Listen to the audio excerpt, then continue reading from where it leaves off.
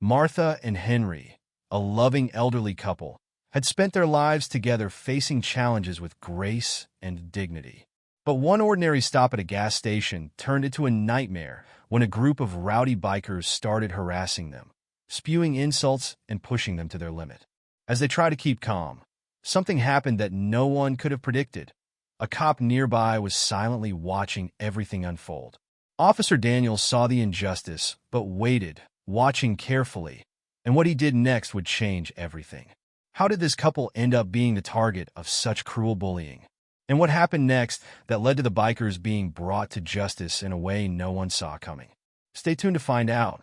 But before we dive in, let us know where you're watching from today, and if Martha and Henry's story of strength and justice speaks to you. Don't forget to hit that subscribe button. The sun-drenched highway stretched out before them, a ribbon of asphalt cutting through the rolling countryside. Henry's weathered hands gripped the steering wheel, his eyes fixed on the road ahead. Beside him, Martha sat quietly, her silver hair neatly tucked beneath a colorful scarf. The couple had been driving for hours, but neither seemed to mind the journey. 50 years, Henry mused, breaking the comfortable silence. Can you believe it, Martha? 50 years of marriage. Martha's eyes crinkled as she smiled, reaching out to pat her husband's arm. Sometimes it feels like yesterday, doesn't it? Other times it feels like we've lived 100 lifetimes, Henry finished, chuckling softly. The car hummed along, carrying them towards their anniversary destination. This road trip had been months in the planning, a chance to revisit old haunts and create new memories. For Henry and Martha, it was more than just a vacation. It was a celebration of their endurance, their love, and the life they had built together against all odds. As they drove, memories flooded back, some sweet, others bitter. Martha's mind wandered to their early days, when holding hands in public could invite scorn or worse. She remembered the marches, the sit-ins, the constant fear that nipped at their heels like a hungry dog. Remember that diner in Alabama? Henry asked, as if reading her thoughts. The one where they wouldn't serve us. Martha nodded, her expression a mix of sadness and pride. And you stood up and said, "We'll wait as long as it takes." We sat there for hours, until that young waitress finally brought us coffee, Henry added, a hint of triumph in his voice. Sometimes, all it takes is one person to do the right thing. They fell silent again, both lost in thought. The landscape outside the window changed, small towns giving way to open fields, then back to clusters of buildings. Each mile brought new reflections, reminders of how far they had come and how far the world still had to go. You know, Henry, Martha said after a while, I've been thinking about all the kindness we've seen over the years. Remember Mrs. Johnson? How she'd bring us casseroles every Sunday after church? Henry nodded, a warm smile spreading across his face. Or Mr. Tanner at the hardware store. Always gave us a fair price, even when others wouldn't. There's been a lot of good, Martha agreed, but her voice held a note of caution. Still, Henry echoed, understanding her unspoken concern. The shadow of racism, though diminished, had never fully disappeared from their lives. It lurked in sidelong glances, in clutched purses, in doors that somehow always seemed to close just as they approached. As the afternoon wore on, Henry noticed the gas gauge dipping low. We should probably fill up soon, he said, scanning the roadside for signs. We'll make it quick, he assured Martha, sensing her unease. As they approached Oakville, the change was palpable. The houses grew sparser, replaced by vast fields and the occasional dilapidated barn. Confederate flags fluttered from a few front porches, a sight that made both Henry and Martha shift uncomfortably in their seats. The gas station appeared on the outskirts of town, a weathered building with peeling paint and ancient pumps. Henry pulled in slowly, parking beside one of the pumps. For a moment, neither of them moved. We'll be fine, Henry said, squeezing Martha's hand. It's just a quick stop. As Henry stepped out of the car, the air felt heavy with more than just the summer heat. Martha watched through the window as he made his way to the pump, his movements slow but deliberate, shoulders squared against invisible weight. Just then, the door to the station's shop swung open, and a young man in a faded uniform stepped out. He couldn't have been more than 20, with a mop of unruly hair and a smattering of freckles across his nose. "Afternoon, sir," the young man called out, his voice friendly. "Need any help with that?" Henry paused, surprise flickering across his face. "No, thank you, son. I can manage." The young man nodded, but instead of retreating inside, he grabbed a squeegee and bucket. "Mind if I clean your windshield?" "No charge, of course. Just trying to keep busy." Martha watched the interaction carefully, her hand on the door handle, ready to intervene if needed. But as she observed, she saw nothing but genuine kindness in the young man's demeanor. "That's mighty kind of you," Henry said, a hint of warmth creeping into his voice. "What's your name, son?" "Bobby, sir. Bobby Jenkins." The young man extended his hand, and after a moment's hesitation, Henry shook it. As Bobby set to work on the windshield, an easy conversation began to flow. Martha, feeling more at ease, rolled down her window to join in. "So, Bobby," she said, "have you worked here long?" Bobby grinned, revealing a slightly crooked front tooth. "Going on 2 years now, ma'am. It's not much, but it helps pay the bills." 2 years is a long time for someone so young, Henry observed. "You must be a hard worker." A shadow passed over Bobby's face, quickly replaced by a determined smile. "Have to be, sir. Grew up on the wrong side of the tracks, as they say. But I'm working my way up, saving for college, if you can believe it." Martha's heart warmed at the young man's ambition. "That's wonderful, Bobby. What do you want to study?" "Engineering, ma'am. Always been good with machines." He patted the old gas pump affectionately. "Even got this old girl running smoother than she has in years." As they chatted, Martha couldn't help but notice the stark contrast between Bobby's friendly demeanor and the tension they had felt upon entering the town. It was a poignant reminder that kindness could be found in unexpected places. "You two on a trip?" Bobby asked, finishing up with the windshield. Henry nodded. "Anniversary celebration. 50 years. Bobby's eyes widened. 50 years? That's amazing. Congratulations. His enthusiasm was infectious, and Martha found herself smiling genuinely for the first time since they'd entered Oakville. "Thank you, Bobby. It's been quite a journey." The peaceful afternoon at the gas station was shattered by the thunderous roar of motorcycle engines. Henry, who had been quietly pumping gas into their car, looked up to see a group of bikers rolling into the station. Their arrival was like a storm, loud and impossible to ignore. At the head of the pack was Jake, a man whose very presence seemed to suck the air out of the place. His leather jacket was adorned with patches that spoke of a life lived on the edge of society. Behind him, 5 other bikers followed, each looking as rough and intimidating as their leader. Bobby, the young attendant, visibly tensed as the bikers pulled up to the pumps. He'd seen them before and knew the trouble they could bring. His eyes darted nervously between the newcomers and Henry, who stood his ground, continuing to fill his tank. Jake dismounted his bike with a flourish, his boots hitting the pavement with a heavy thud. He surveyed the scene, his eyes narrowing as they landed on Henry. A smirk played at the corners of his mouth, one that spoke of cruel intentions. Well, Jake drawled, loud enough for everyone to hear. "Looks like we've got ourselves some out-of-towners." His crew chuckled, the sound grating in the tense atmosphere. Henry didn't respond, focusing instead on the task at hand. But Jake wasn't one to be ignored. He sauntered over, his swagger exaggerated, meant to intimidate. "Didn't your mama teach you it's rude not to say hello?" Jake taunted, stepping into Henry's personal space. Inside the car, Martha watched the scene unfold with growing anxiety. She'd seen this dance before, knew the steps all too well. Her hand hovered over the door handle, ready to intervene if needed. Henry finally looked up, meeting Jake's gaze steadily. "Afternoon," he said simply, his voice calm and measured. Jake's smirk widened. "Oh, it speaks. And here I thought you might not understand English." The racist undertone was clear, and it hit Henry like a physical blow. But decades of experience had taught him how to weather such storms. He remained silent, replacing the gas pump and screwing the cap back onto his car's tank. "What's the matter, old-timer? Cat got your tongue?" Jake pressed, his voice dripping with mock concern. "Or maybe you're just not used to being around civilized folk?" Henry turned to face Jake fully, his stance proud despite the weight of years and hardship. "I've been around all sorts of folk in my time," he said evenly, civilized and otherwise. The implied insult wasn't lost on Jake. His face darkened, the smirk replaced by a scowl. "You trying to say something, old man?" Behind Jake, his crew had dismounted their bikes and were forming a loose semicircle.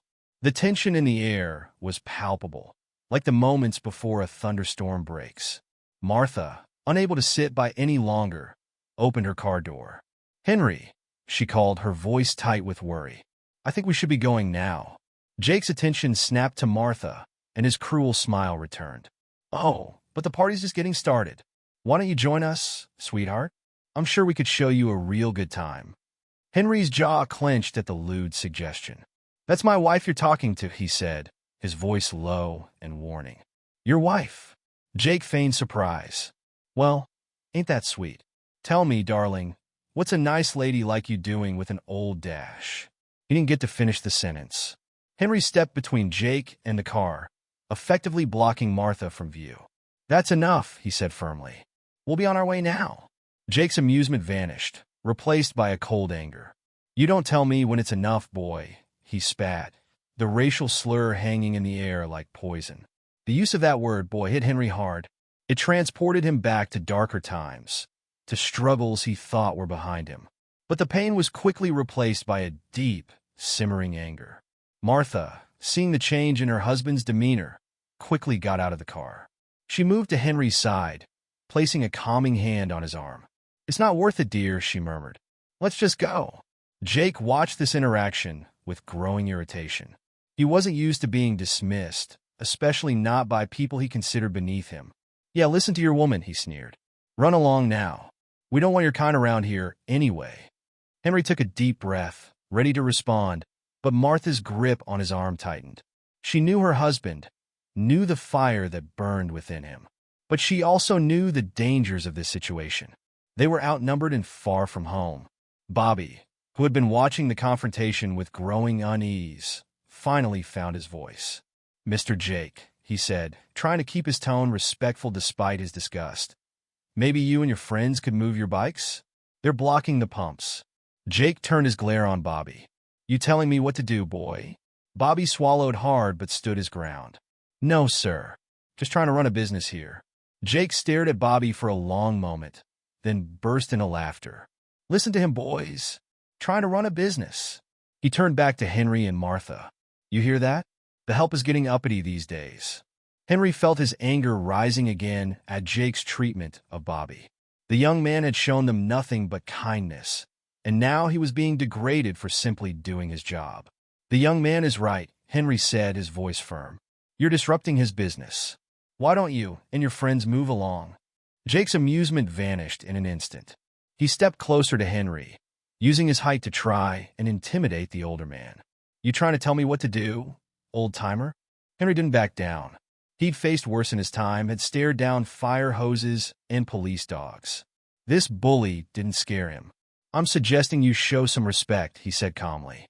"To the boy running this station, and to my wife and me." Jake's face contorted with rage. He wasn't used to being stood up to, especially not by someone he considered inferior. His hand clenched into a fist, and for a moment, it seemed he might swing. In a swift motion, he reached out and knocked Henry's hat off his head. The hat fell to the ground, landing in a small puddle of oil. The other bikers laughed, a harsh, grating sound that seemed to echo across the gas station. Henry looked down at his hat, then back up at Jake, his expression unchanged. "Pick it up," Jake commanded, his voice low and threatening. Martha's grip on Henry's hand tightened. "Henry, don't dash." But Henry was already moving, slowly bending down to retrieve his hat.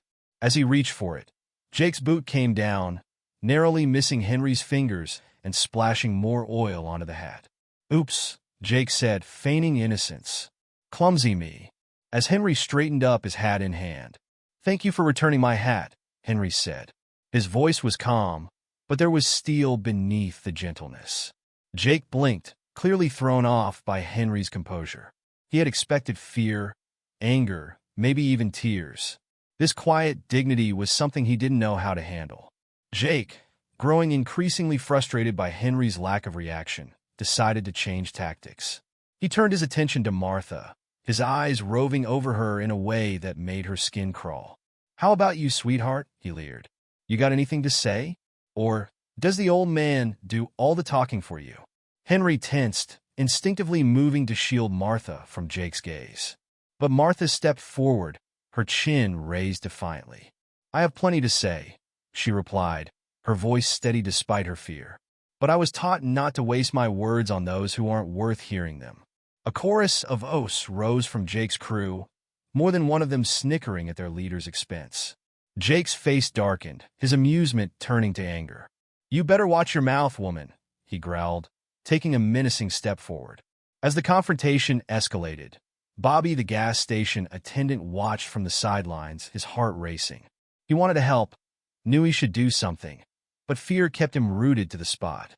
Jake's reputation in the town was infamous. He and his crew had been involved in everything from petty vandalism to more serious crimes, but somehow they always managed to avoid any real consequences. Rumor had it they had connections in the local police department, which made them practically untouchable. Bobby's hands clenched into fists at his sides as he watched Jake harass the kind, elderly couple. He thought about the friendly conversation he'd had with them earlier, how they'd shown genuine interest in his life and aspirations. It wasn't right what was happening to them now. But as Bobby watched Jake and his crew intimidate Henry and Martha, he felt torn. He wanted to help, wanted to be the kind of man his father would be proud of. But he was also afraid. Jake wasn't someone you crossed lightly, and Bobby had heard stories of what happened to people who got on his bad side. What if he lost his job? What if Jake and his crew came after him or his family? The gas station job wasn't much, but it was all that was keeping a roof over his mother's head since his father passed. Could he really risk all that? Yet, as he watched Henry stand tall in the face of Jake's intimidation, saw the quiet strength and dignity in both Henry and Martha, Bobby felt something shift inside him. He remembered how they had treated him with respect and kindness, how they had shown genuine interest in his dreams of going to college. In that moment, Bobby made a decision. He might not be able to stop Jake and his crew entirely, but he couldn't just stand by and do nothing. Taking a deep breath, he stepped forward. "Mr. Jake," he called out, his voice shaky but growing stronger with each word, "I think that's enough. These folks are customers, and they have every right to be here." Jake turned slowly, his eyes narrowing as they landed on Bobby. The young attendant felt a chill run down his spine, but he stood his ground. "What was that, boy?" Jake asked, his voice dangerously low. Bobby swallowed hard but pressed on. "I said, that's enough. Please leave these people alone." Jake stared at Bobby for a long moment, then burst into laughter. His crew joined in, their cruel mirth echoing across the gas station. Well, Jake sneered. "Looks like we got ourselves a hero." He took a step towards Bobby, his posture menacing. "You might want to think real careful about what you're doing here, kid. Wouldn't want anything unfortunate to happen to you or your mama. Now would we?" Bobby felt the color drain from his face. Jake's threat was clear, and for a moment, he regretted speaking up. But then he caught sight of Henry and Martha watching him, concern and gratitude mingling in their eyes. He thought of his father again, of the lessons he'd been taught about standing up for what's right. Taking a deep breath, Bobby squared his shoulders. "I'm not trying to be a hero, Mr. Jake. I'm just doing my job and treating people with respect, like my pa always taught me." At the mention of his father, Bobby's voice grew stronger. His dad had been well respected in the community, even by tough guys like Jake. Invoking his memory now felt like calling on a protective spirit. Jake's smirk faltered for a moment, a flicker of something, perhaps respect, perhaps memory, passing across his face. But it was gone as quickly as it appeared, replaced by his usual sneer. "Your pa ain't here to protect you now, boy," Jake growled. "So unless you want to find yourself out of a job, or worse, I suggest you shut your mouth and mind your own business." Bobby felt his resolve wavering under Jake's threat. He glanced at Henry and Martha, saw the worry in their eyes, not for themselves now, but for him. He looked back at Jake, at the malicious grins on the faces of his crew, and felt a wave of despair wash over him. What could he, a simple gas station attendant, really do against men like these? As if sensing Bobby's internal struggle, Henry spoke up. Son, he said, his voice gentle, but carrying a strength that made everyone turn to look at him. You've already done more than enough. We appreciate your kindness, but don't put yourself in harm's way on our account. Martha nodded in agreement, adding, We've dealt with men like this before, dear. Don't worry about us. Their words, meant to reassure Bobby, had an unexpected effect on Jake. He turned back to the elderly couple, his face contorted with rage. Dealt with men like us before, he spat. You think you know how to handle the situation, old man? Let me tell you something. You ain't seen nothing yet. With a nod to his crew, Jake moved to surround Henry and Martha more tightly. The couple stood their ground, hands clasped together, facing the threat with a united front. Bobby watched in horror as the situation escalated. He knew he should do something, anything, to help, but fear kept him rooted to the spot. He felt ashamed of his inaction, knowing his father would be disappointed in him. But what could he do against Jake and his entire crew? As Jake raised his hand, as if to strike Henry, time seemed to slow down for Bobby. In that moment, he saw his father's face again, heard his voice clear as day. Sometimes, son, doing the right thing means being scared and doing it anyway. Taking a deep breath, Bobby made his decision. He might not be able to physically stand up to Jake and his crew, but there was something he could do. Quietly, while everyone's attention was focused on Henry and Martha, Bobby slipped back into the gas station office. His hands shaking, he picked up the phone and dialed a number he knew by heart. The direct line to Officer Daniels, the one cop in town who seemed immune to Jake's influence. Officer Daniels? Bobby said quietly into the phone, his eyes never leaving the scene outside. It's Bobby down at the gas station. We got a situation here. Jake and his crew, they're harassing an elderly couple. It's bad, sir. Real bad. We need help. As he hung up the phone, Bobby felt a mix of relief and fear wash over him. He'd done something, taken a stand in his own way. But he knew that when Jake found out, and Jake always found out, there would be consequences. Stepping back outside, Bobby saw that the situation had escalated further. Jake was now practically nose-to-nose with Henry, spitting threats and insults. Martha stood beside her husband, her face pale but determined. Officer Michael Daniels pulled his patrol car to a stop just out of sight of the gas station. He'd been on his way back to the station when the call came in about a disturbance. As he peered through the windshield, he could see the group of bikers surrounding an elderly couple. His jaw clenched at the sight. Daniels had only been in this small town for a few months, transferred from the bustling streets of Chicago. The change had been a culture shock, to say the least. Here, in this sleepy southern town, the crimes were different, the tensions more deeply rooted, and the politics were a whole other beast. As he watched the scene unfold, Daniel's mind drifted back to his father's words on his first day at the police academy. Remember, son, the badge isn't just a piece of metal. It's a promise to protect and serve everyone, no matter who they are or where they come from. Sometimes that promise will cost you, but it's a price worth paying. His father, James Daniels, had been a legend in the Chicago PD. Known for his unwavering integrity, he had stood against corruption within the force, even when it cost him promotions and made him unpopular among his peers. But he never wavered, never compromised his principles. It was a legacy that Michael felt both proud and burdened to uphold. Now, as he watched Jake and his crew intimidate the elderly couple, Daniels felt that familiar internal struggle. He knew Jake's reputation, knew the biker had connections in town that made him virtually untouchable. Stepping in now could cost Daniels his standing in the department, maybe even his job. But how could he call himself his father's son if he stood by and did nothing? Daniel's hand hovered over the door handle, his mind racing.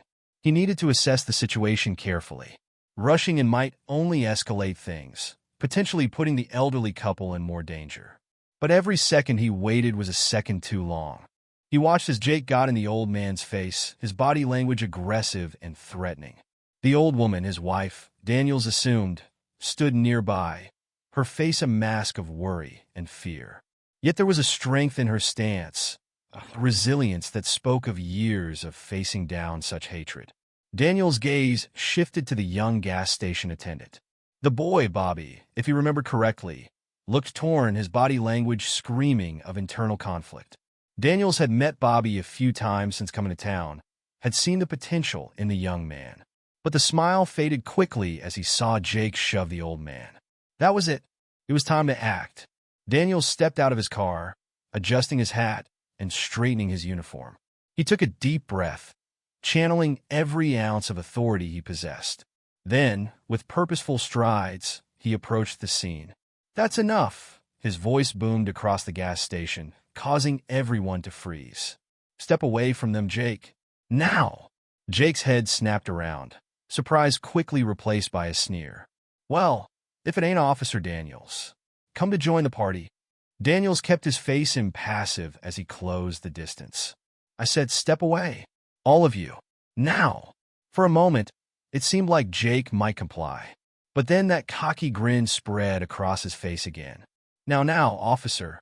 No need to get all worked up. We're just having a friendly chat with our new friends here. Ain't that right, old-timer? The elderly man didn't respond, his eyes locked on Daniels, a mix of relief and wariness in his gaze. Daniels turned his attention fully to Jake. Last warning, Jake. Step away, or I'll have you all brought in for disturbing the peace, harassment, and anything else I can think of on the way to the station. Jake's grin faltered for a moment, but he quickly recovered. Come on, Daniels. You know how things work around here. Why don't you just head on back to your car and let us finish our conversation? The implication was clear. Jake was used to the local police looking the other way, whether out of fear or because they were on his payroll. But Jake had severely underestimated Michael Daniels. Things work differently now, Jake, Daniels said, his voice low and dangerous. I don't care who you think you know or what strings you think you can pull. Right now, you're harassing these people, and that stops. Immediately, Jake's face darkened, the facade of friendliness dropping away. You're making a big mistake, Daniels. You really want to do this? For them. He jerked his thumb towards the elderly couple. Daniels didn't even blink. No, Jake. The mistake was yours the moment you decided to harass innocent people. Now, I won't tell you again. Back. Off. The tension in the air was palpable. Daniels could see Jake's crew shifting nervously, clearly not used to being challenged like this. But Jake wasn't backing down. You know what, Daniels? I don't think I will back off. What are you going to do about it, huh? Arrest me? On what charges? Daniels smiled, but there was no warmth in it. Well, let's see. Harassment, disturbing the peace, threatening behavior. Oh, and let's not forget attempted assault when you shove this gentleman here. That's just for starters. I'm sure I can come up with more on the way to the station. Jake's face contorted with rage. You've got nothing, and you know it. It'll be my word against theirs, and we both know how that'll go down in this town.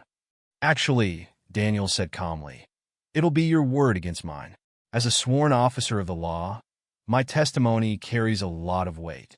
And unlike some, I don't have a history of lying under oath. The jab hit home. Jake's face flushed red, his hands clenching into fists at his sides. For a moment, Daniels thought he might actually take a swing. Part of him almost hoped he would. It would make arresting him that much easier. But then, one of Jake's crew, a wiry man with a scraggly beard, made a crucial mistake. In a moment of panic or misguided loyalty, he reached into his jacket and pulled out a switchblade. Time seemed to slow down. Daniels saw the glint of metal, heard the collective gasp from the onlookers. Without hesitation, he moved. In one fluid motion, Daniels closed the distance between himself and the man with the knife. His hand shot out, gripping the man's wrist and twisting sharply. The switchblade clattered to the ground as the man yelped in pain. On your knees, Daniels barked, using the man's momentum to force him down. Hands behind your back. The rest of the bikers stood frozen, clearly shocked by the sudden turn of events. Jake's face had gone pale, the reality of the situation finally sinking in. As Daniels cuffed the man with the knife, he called out, "The rest of you, hands where I can see them. Now!" Slowly, reluctantly, the bikers raised their hands. All except Jake, who stood rooted to the spot, his face a mask of disbelief and rage. "Jake," Daniels said, his voice deceptively calm. "I'm only going to say this once. Put your hands where I can see them, or you'll be joining your friend here on the ground." For a long moment, Jake didn't move. His eyes darted around, perhaps looking for an escape route, or maybe hoping for some miraculous intervention. But none came. Finally, with a snarl of defeat, Jake raised his hands. "This isn't over, Daniels," he spat. "You've made a big mistake." Daniels ignored the threat, focusing instead on securing the scene. He could hear sirens in the distance. Backup was on its way. Good. He'd need help processing all these arrests. As he moved to cuff Jake, Daniels became acutely aware of the elderly couple still standing nearby. The woman had moved to her husband's side, clutching his arm tightly. Her face was pale, her eyes wide with a mix of fear and disbelief at the scene unfolding before her. "Ma'am, sir," Daniels called out, keeping one eye on Jake as he secured the cuffs. "Are you all right? Are either of you hurt?" The old man shook his head. "We're fine, officer. Thank you." His voice was steady, but Daniels could hear the slight tremor underneath, the shock of what had just happened. "Henry," the woman said softly, her voice quavering, "perhaps we should—" "It's all right, Martha," the man Henry assured her. "It's over now. We're safe." Daniels felt a pang in his chest at the woman's obvious distress. How many times had they faced situations like this? How many times had they been harassed, threatened, made to feel unwelcome simply because of the color of their skin? As backup arrived and the other officers began processing the scene, Daniels made his way over to Henry and Martha. "I'm Officer Michael Daniels," he said gently. "I'm so sorry you had to experience this. I'd like to take your statement if you're up for it, but if you need a moment, that's completely understandable." Martha managed a weak smile. "Thank you, Officer Daniels. You were very brave." Daniels shook his head. "No, ma'am. I was just doing my job. You two are the brave ones, standing strong in the face of such hatred." Henry's eyes met Daniels, and in that moment, a wordless understanding passed between them. Two men, generations apart, both fighting the same battle for justice and equality. "We've seen worse," Henry said quietly, "but it never gets easier." Daniels nodded, a lump forming in his throat. "I can only imagine. But please know, as long as I'm here, I'll do everything in my power to make sure nothing like this happens again." As he took their statement, Daniels couldn't help but reflect on the gravity of what had just transpired. He had taken a stand, drawn a line in the sand. There would be consequences, he knew. Jake's threats weren't idle. He did have connections, and Daniels had just made some powerful enemies. But looking at Henry and Martha, hearing their story of a lifetime of facing down such hatred with dignity and strength, Daniels knew he had made the right choice. His father's words echoed in his mind. The badge is a promise. Today he had kept that promise. As the scene began to clear, Daniels noticed Bobby hovering nearby, his face a mix of awe and anxiety. "Bobby," he called out, "can I have a word?" The young man approached nervously. "Yes, Officer Daniels?" "I want to commend you for making that call," Daniels said quietly. "It took real courage to stand up to Jake and his crew, even indirectly. And I want you to know that if you ever face any retaliation for what you did today, you come straight to me. Understand?" Bobby nodded, straining up a bit. "Yes, sir. Thank you, sir." As Bobby walked away, Daniels turned back to Henry and Martha. "Is there someone I can call for you? Someone to come pick you up?" Henry shook his head. "No, thank you, officer. We'll be all right. We've come this far. We can make it a little further." Martha squeezed her husband's hand, a gesture that spoke volumes about their years together, the strength they drew from each other. Daniels nodded, respecting their resilience. "All right. But please, if you need anything at all, don't hesitate to call the station and ask for me." As Henry and Martha prepared to leave, Daniels watched them with a mixture of admiration and sadness. They had faced so much, endured so much, and yet here they were, still standing tall, still moving forward. His gaze drifted to the patrol cars where Jake and his crew were being loaded up.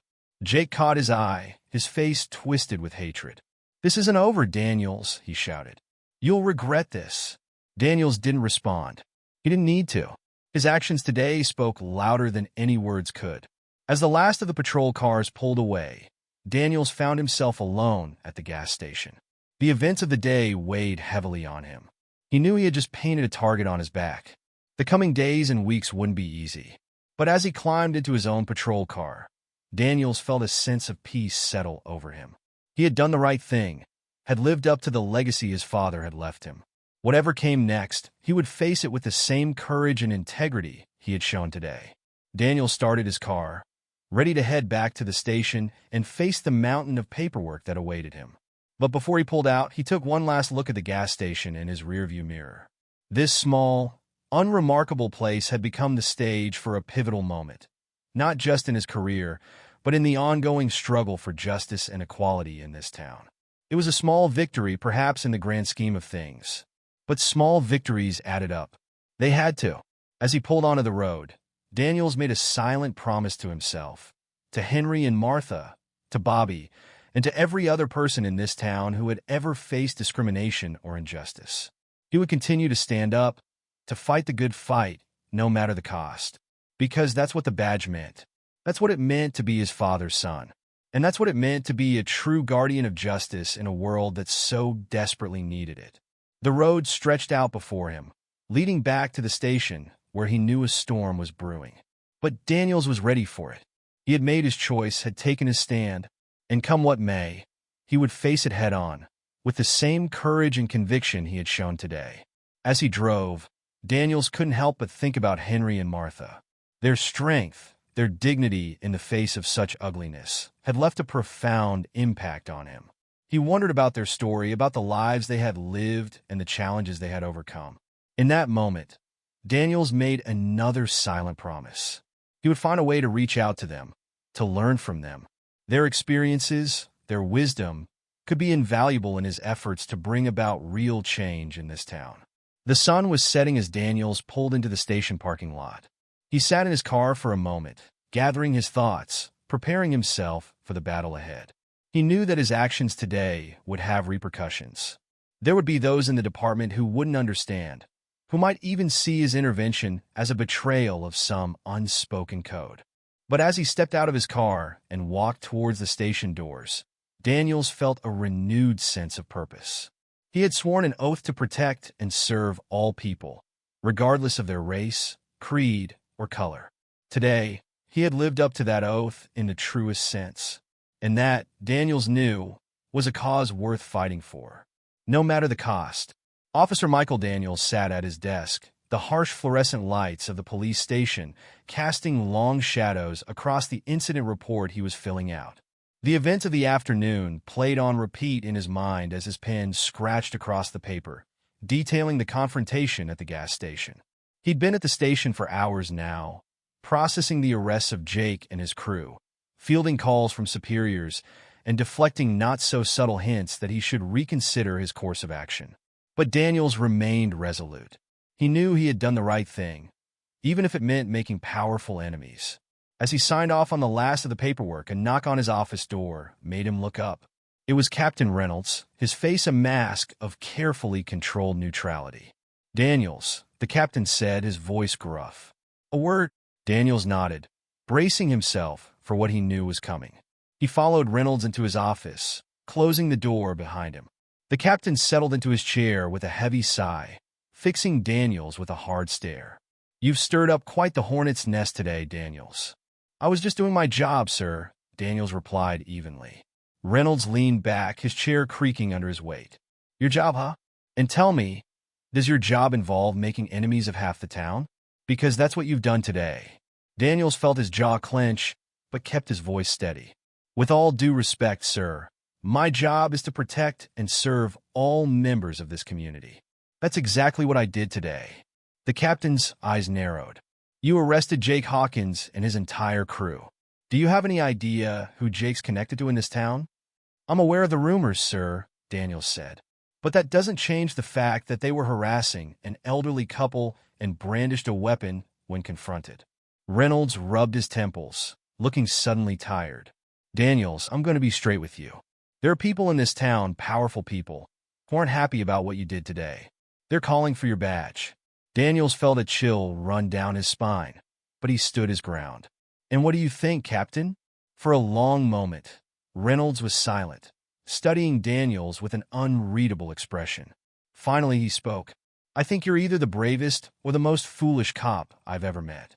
Maybe both." He leaned forward, his voice dropping. "Listen, Daniels. I've been in this town a long time. I've seen how things work here. It's not always pretty, but it's kept the peace." "At what cost, sir?" Daniels countered. "At the cost of allowing people like Jake to terrorize innocent citizens?" Reynolds held up a hand. "I'm not saying it's right, but it's the reality we've been dealing with. You can't just come in here and upset the whole apple cart in one day." Daniels felt his frustration rising. "So, what would you have had me do? Stand by and watch as they harass that couple?" "Of course not," Reynolds said, a hint of irritation creeping into his voice. "But there are ways to handle these situations without making powerful enemies. A warning, maybe, or a minor charge that wouldn't stick." Daniels shook his head. "That's not good enough, sir. Not for me. I took an oath to uphold the law and protect the people of this town. All the people. I intend to honor that oath, no matter who it upsets." Reynolds stared at him for a long moment, then let out a heavy sigh. "You remind me of myself when I first started on the force, full of ideals and determination to change the world." His expression softened slightly.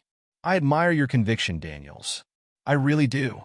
But this job, it has a way of wearing you down, of making you see shades of gray where you once saw only black and white." Daniels met the captain's gaze steadily. "I understand that, sir, but I can't just turn a blind eye to injustice." "I won't." Reynolds nodded slowly. "I figured you'd say that. Well, I'll do what I can to run interference with the higher-ups, but I can't promise anything. You've made some powerful enemies today, Daniels. Watch your back." As Daniels turned to leave, Reynolds called out to him. "And Daniels? For what it's worth, I think you did the right thing today, even if it's going to make both our lives a hell of a lot more complicated." Daniels felt a small smile tug at his lips. "Thank you, sir. That means a lot." As he walked back to his desk, Daniels felt a mix of emotions swirling inside him. Relief that the captain seemed to be on his side, at least to some extent. Anxiety about the repercussions he would face. But mostly, a sense of renewed determination. He had taken a stand today, had lived up to the ideals his father had instilled in him. Whatever came next, he would face it head-on. Settling back at his desk, Daniels' gaze fell on a small framed photo. It was of him and his father, taken on the day Daniels had graduated from the police academy. His father's face beamed with pride, his arm around his son's shoulders. Daniels felt a lump form in his throat as he looked at the image. "I hope I made you proud today, Dad," he whispered. Just then, his phone rang, startling him out of his reverie. He picked it up, his voice professional. "Officer Daniels speaking." "Officer Daniels?" The voice on the other end was hesitant, familiar. "This is Bobby. Bobby Jenkins. From the gas station." Daniels sat up straighter. "Bobby, yes. Is everything all right?" There was a pause, and Daniels could hear Bobby take a shaky breath. I don't know, sir. I've been getting some strange calls, and when I left work, I could swear someone was following me home." Daniels felt his stomach tighten. He had been so focused on the potential backlash against himself, he hadn't considered the danger Bobby might be in. "Bobby, listen to me carefully. Are you at home now?" "Yes, sir." "Good. Lock all your doors and windows. Don't answer the door for anyone. I'm on my way." As Daniels hurried out of the station, he couldn't shake the feeling that this was only the beginning. The events at the gas station had set something in motion, something that threatened to unravel the delicate balance of power in this small town. And he had a sinking feeling that Bobby was about to become collateral damage in a war he never asked to be part of. The drive to Bobby's house was tense, Daniels' mind racing with possibilities. He knew Jake had connections, knew there were people in town who wouldn't take kindly to their comfortable status quo being disrupted. But would they really go after a young gas station attendant? As he pulled up in front of Bobby's modest home, Daniels scanned the street carefully. Nothing seemed out of place, but years on the force had taught him that appearances could be deceiving. He approached the front door cautiously, one hand resting on his holster. "Bobby," he called out. "It's Officer Daniels. Open up." The door cracked open, revealing Bobby's pale, anxious face. "Officer Daniels, thank God you're here." Once inside, Daniels did a quick sweep of the house while Bobby hovered nervously nearby. "Tell me exactly what happened," Daniels said as he checked the back door's lock. Bobby ran a hand through his hair, his voice shaky. "After you left the gas station, I started getting these calls. At first, they were just hang-ups, but then someone started talking, saying I should have kept my mouth shut, that I didn't know who I was messing with." Daniels felt a surge of anger. "Did you recognize the voice?" Bobby shook his head. "No, sir. It was muffled, like they were using something to disguise it." "And you said you thought someone was following you?" Bobby nodded, his eyes darting to the window. "On my way home, there was this car, a black sedan. It stayed a few cars behind me the whole way. When I pulled into my driveway, it drove past real slow. I couldn't see the driver. The windows were tinted." Daniels absorbed this information, his mind already formulating a plan. "All right, Bobby, here's what we're going to do. You're going to pack a bag, just essentials. You're coming with me." Bobby's eyes widened. "Where are we going?" "Somewhere safe," Daniels replied. "I've got a friend who owns a cabin just outside of town. You'll stay there until we get this sorted out." As Bobby went to pack, Daniels made a quick call to his old academy buddy, arranging for the use of his cabin. He knew he was taking a risk, potentially overstepping his authority, but he couldn't shake the feeling that Bobby's safety depended on his actions now. Once Bobby was ready, Daniels led him out to his car, keeping a watchful eye on their surroundings. It was a good thing Bobby's mama was out of town visiting her sister, so Bobby wouldn't have to worry about her. As they drove through the quiet streets, Daniels couldn't help but reflect on how quickly things had escalated. What had started as a simple intervention at a gas station had ballooned into something much larger, something that threatened to expose the deep-seated corruption and prejudice that lurked beneath the surface of this seemingly peaceful town. They drove in silence for a while, the darkness of the countryside enveloping them as they left the town limits. Finally, Bobby spoke up, his voice small in the quiet car. "Officer Daniels, can I ask you something?" Daniels glanced over at him. "Of course, Bobby. What is it?" Bobby hesitated, fiddling with the strap of his backpack. "Why are you doing all this? For me, I mean? You don't even know me." Daniels was quiet for a moment, considering his answer. "Because it's the right thing to do, Bobby. You stood up for what was right today, even though it was scary. You showed real courage. And now it's my turn to stand up for you." Bobby nodded slowly, seeming to mull this over. "My dad, he always used to say that doing the right thing isn't always easy, but it's always worth it." Daniels felt a smile tug at his lips. "Your dad sounds like a wise man." "He was," Bobby said softly, and Daniels caught the use of past tense. They lapsed into silence again, each lost in their own thoughts as the miles rolled by. As they turned onto a dirt road leading into the woods, Daniels couldn't shake the feeling that they were at the beginning of something much bigger than either of them realized. The cabin was small but cozy, nestled in a clearing surrounded by towering pines. As Daniels helped Bobby settle in, he laid out some ground rules. "Stay inside as much as possible. Keep the curtains drawn. I'll come by every day to check on you and bring supplies." Bobby nodded, looking around the cabin with a mix of anxiety and relief. "How long do you think I'll need to stay here?" Daniel sighed. "Honestly, Bobby, I don't know. Until we can ensure your safety back in town.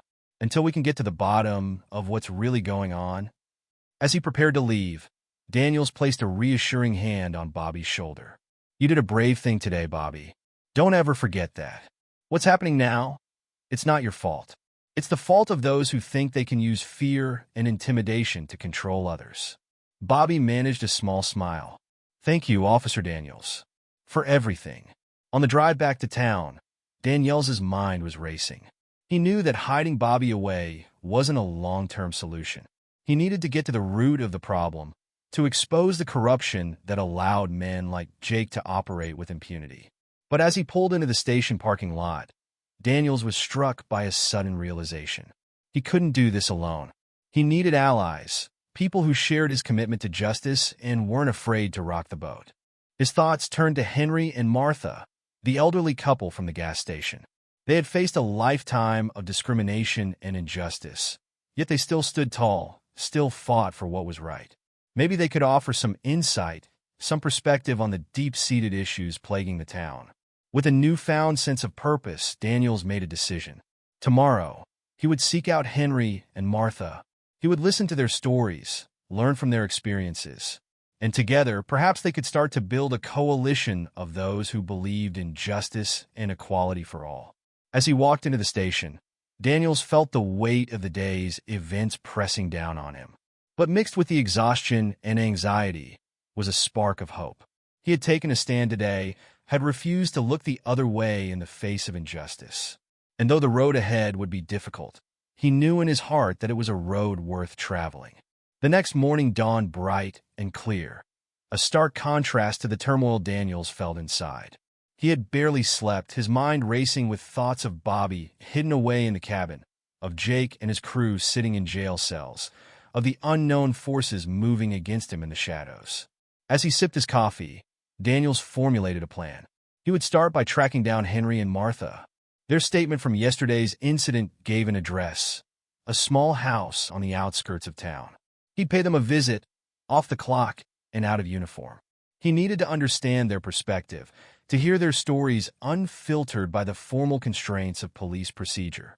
Before heading out, Daniels made a quick call to the cabin, relieved to hear Bobby's voice on the other end.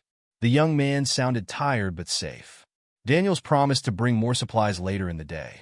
As he drove through town towards Henry and Martha's house, Daniels couldn't help but notice the sidelong glances and whispers that followed his patrol car. News traveled fast in small towns, and it was clear that word of yesterday's confrontation had spread. Some faces showed approval, others thinly veiled hostility. Daniels steeled himself, knowing that the division he was seeing was just the surface of a much deeper rift in the community. He pulled up in front of a modest single-story house, its paint faded but the small garden out front meticulously maintained. Taking a deep breath, Daniels approached the front door and knocked. After a moment, the door opened, revealing Martha's surprised face. "Officer Daniels," she said, her voice a mix of confusion and concern. "Is everything all right?" Daniels smiled reassuringly. "Everything's fine, Mrs. Johnson. I hope I'm not intruding, but I was hoping I could speak with you and your husband for a few minutes. Off the record." Martha hesitated for just a moment before her face softened into a warm smile. "Of course, come in. And please call me Martha." As Daniels stepped inside, he was struck by the warmth of the home. Photos lined the walls, telling the story of a long life lived with love and perseverance. Henry sat in an armchair by the window, looking up from his newspaper as Daniels entered. "Officer Daniels," Henry said, his voice strong despite his age. "This is an unexpected pleasure." Daniels shook Henry's offered hand, feeling the strength still present in the older man's grip. "Please call me Michael. I hope you don't mind me dropping by unannounced." "Not at all," Martha said, gesturing for Daniels to take a seat. "Can I get you some tea? Or coffee, perhaps?" "Tea would be wonderful, thank you," Daniels replied, settling onto the couch. As Martha bustled off to the kitchen, Henry fixed Daniels with a penetrating gaze. "Something tells me this isn't a social call, Michael. What's on your mind?" Daniels leaned forward, his elbows on his knees. "You're right, it's not just social. I wanted to talk to you both about what happened yesterday. And, well, I was hoping to hear more about your experiences in this town." Henry's eyebrows rose slightly. "Our experiences? That's quite a broad topic, young man." Martha returned with a tray of tea, setting it down on the coffee table. As she poured, she asked, "Why the sudden interest in our experiences, Michael?" Daniels accepted a cup with a nod of thanks. "Because I think they're important. What happened yesterday at the gas station? It wasn't an isolated incident, was it?" Henry and Martha exchanged a look, a lifetime of shared experiences passing between them in that single glance. "No," Henry said finally, his voice heavy with memories. Martha settled into her chair, cradling her teacup. "We've lived in this town for over 40 years, Michael. We've seen a lot of changes, some for the better, some not so much." Henry nodded, his eyes distant with memories. "When we first moved here, it was tough. We were one of the first black families in the neighborhood. People weren't shy about letting us know we weren't welcome. But we stood our ground," Martha added, reaching out to squeeze her husband's hand. We believe that by living our lives with dignity and determination, we could change hearts and minds. Daniels leaned forward, captivated by their story. And did you? Change hearts and minds, I mean? Henry chuckled softly. Some. Over time we made friends. Good friends. People who saw us as neighbors, as fellow human beings, not just as a color. But there were always others, Martha said, her voice tinged with sadness. Those who held on to their prejudices, who passed them down to their children. Like Jake and his crew, Daniels murmured. Henry nodded. Jake's father was one of the loudest voices against us when we first moved in. Looks like the apple didn't fall far from the tree. Daniels took a sip of his tea, processing this information. So the incident at the gas station, it's part of a much deeper problem. A problem with deep roots, Henry confirmed. But Michael, what you did yesterday, it was a step in the right direction. For the first time in a long while, we felt like someone in authority was truly on our side. Daniels felt a mix of pride and determination swell in his chest. I meant what I said yesterday. As long as I'm here, I'll do everything in my power to ensure everyone in this town is treated fairly and with respect. Martha smiled warmly. We believe you, Michael, but it won't be easy. There are powerful forces in this town that benefit from the status quo. I'm starting to realize that, Daniels said, thinking of his conversation with Captain Reynolds. But I can't just stand by and watch injustice happen. I won't. Henry leaned forward, his eyes intense. Then you'll need allies, Michael. People who share your vision for a better, more just community. Daniels nodded. That's actually part of why I'm here. I was hoping you might be willing to help me understand the lay of the land. Who the key players are, who might be willing to stand up for what's right. Henry and Martha exchanged another look, a silent conversation passing between them. Finally, Martha spoke. We'd be honored to help, Michael, but you need to understand the risks. Standing up to the established order in this town, it can have consequences. I'm prepared for that, Daniels said firmly. Whatever the cost, it's worth it to build a community where everyone feels safe and respected. Over the next hour, Henry and Martha painted a picture of the town's complex social and political landscape. They spoke of other families who had faced discrimination, of small business owners who had stood up for equality at great personal cost, of young people eager for change but unsure how to make it happen. As Daniels listened, he felt a plan beginning to form in his mind. A coalition of concerned citizens, working together to bring about positive change in the community. It wouldn't be easy, and it wouldn't happen overnight. But it was a start. As he prepared to leave, Daniels felt a renewed sense of purpose. Thank you both, he said, shaking their hands warmly. Your insights are invaluable. And your courage, well, it's inspiring. Martha smiled, her eyes twinkling. We're just happy to see a young man like yourself taking up the fight, Michael. It gives us hope for the future. Henry nodded in agreement. Remember, son, change doesn't happen all at once. It's a slow process, often 2 steps forward and 1 step back. But every small victory counts. Daniels nodded, taking their words to heart. I'll remember that, and I'll be in touch. We're going to make a difference in this town, together. As he drove away from Henry and Martha's house, Daniels' mind was racing with possibilities. He had a lot of work ahead of him, but for the first time since the incident at the gas station, he felt truly hopeful. Over the next few weeks, Daniels threw himself into his work with renewed vigor. By day, he performed his duties as a police officer with unwavering integrity, earning the respect of many in the community. By night, he worked tirelessly to build the coalition he had envisioned. He started small, reaching out to those Henry and Martha had identified as potential allies. A local teacher who had been pushing for a more inclusive curriculum. A small business owner who had faced backlash for hiring minorities. A group of high school students who had been trying to start a social justice club. Slowly but surely, the coalition began to take shape. They met in living rooms and community centers, sharing stories, brainstorming ideas, and planning actions to promote equality and justice in their town. But as the movement grew, so did the opposition. Daniels faced increasing pressure at work, with some of his fellow officers giving him the cold shoulder. Anonymous threats began to appear, slipped under his apartment door, or left on his car windshield. Through it all, Daniels stood firm.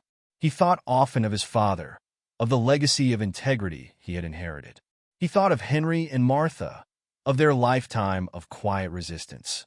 And he thought of Bobby, still in hiding, a young man whose life had been upended because he dared to do the right thing. The turning point came about a month after the gas station incident. Jake's trial was approaching, and tensions in the town were at an all-time high. Daniels had just finished a long shift and was heading to his car when he noticed something wasn't right. As he approached, he saw that all 4 tires had been slashed. Spray painted across the side of the car in angry red letters were the words "Race Traitor." Daniels stood there for a long moment, a mix of anger and determination coursing through him. This was meant to intimidate him, to make him back down. Instead, it only strengthened his resolve. He pulled out his phone and snapped a picture of the vandalism. Then, after a moment's hesitation, he posted it on social media with a simple message. "This is what standing up for justice looks like in our town. Who will stand with me?" The response was overwhelming. Within hours, the post had been shared thousands of times. Messages of support poured in from all over town, and even from neighboring communities. People Daniels had never met were offering to help repair his car, to provide security, to join his coalition. The next day, as Daniels was overseeing the repair of his car, he was approached by a familiar face. It was Captain Reynolds, looking uncomfortable but determined. "Daniels," he said gruffly. "Got a minute?" They walked a short distance away, out of earshot of the mechanics working on the car. "I saw what happened to your car," Reynolds said. "It's not right." Daniels nodded, waiting to see where this was going. Reynolds sighed heavily. "Look, Daniels, I owe you an apology. When you first came to this town, I thought you were naive. I thought you'd either learn to play along or wash out. But I was wrong." He met Daniels' eyes squarely. "What you're doing, it's what we all should have been doing all along. And I want you to know from now on, you have my full support." Daniels felt a wave of emotion wash over him. He extended his hand, which Reynolds shook firmly. "Thank you, Captain. That means a lot." As news of the vandalism spread, it seemed to awaken something in the town. People who had been sitting on the sidelines began to speak up. The coalition grew rapidly, with new members joining every day. The day of Jake's trial arrived, and Daniels was prepared for the worst. But as he approached the courthouse, he was met with an incredible sight. Hundreds of people had gathered, forming a human chain around the building. They were of all ages and races, and many held signs with messages of support for Daniels and calls for justice.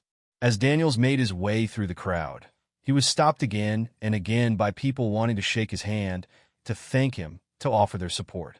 He saw Henry and Martha there, beaming with pride. He saw Bobby, finally able to come out of hiding, standing tall among his fellow citizens. The trial itself was almost anticlimactic, with so many witnesses willing to testify, and with the town's support so clearly behind Daniels. Jake and his crew didn't stand a chance. They were convicted on all counts. As Daniels left the courthouse that day, he knew that this was just the beginning. There was still so much work to be done, so many hearts and minds to be changed. But for the first time, he truly believed it was possible. In the months and years that followed, the town underwent a transformation. The coalition Daniels had helped build worked tirelessly to promote equality and justice. They pushed for reforms in the police department, advocated for more inclusive education, and worked to bridge the divides that had long separated different parts of the community. It wasn't always easy. There were setbacks and moments of frustration. But slowly, surely, change began to take hold. 5 years after the incident at the gas station, Daniels stood at a podium in the town square. Behind him was a newly unveiled statue depicting 2 clasped hands, one black, one white. It was a monument to unity, to the power of standing together against injustice. As he looked out over the crowd, Daniels saw familiar faces. Henry and Martha, older now but still radiating strength and dignity. Bobby, now in college studying law, determined to continue the fight for justice. Captain Reynolds, retired but still a staunch ally. And there were new faces too. Young people who had grown up in a town that was learning to embrace diversity and equality. Families who had moved to the area, drawn by its reputation as a welcoming community. Daniels cleared his throat and began to speak. 5 years ago, a simple act of standing up against injustice set us on a new path. It wasn't an easy path. It required courage, determination, and a willingness to face uncomfortable truths. But look at where it has led us.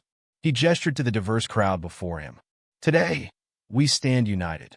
Not perfect, not without our challenges, but committed to the idea that every person deserves respect, dignity, and equal treatment under the law. As he concluded his speech, Daniels felt a profound sense of gratitude. Gratitude for the courage of those who had stood with him from the beginning. Gratitude for a community that had found the strength to change. And gratitude for the legacy of his father, whose lessons in integrity and justice had guided him every step of the way. The crowd erupted in applause, and as Daniels stepped down from the podium, he was engulfed in a sea of handshakes and hugs.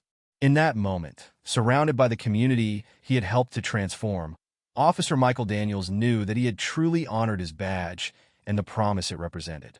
The road ahead would still have its challenges, but Daniels was ready to face them. Because he knew now, more than ever, that when good people stand together, real change is possible.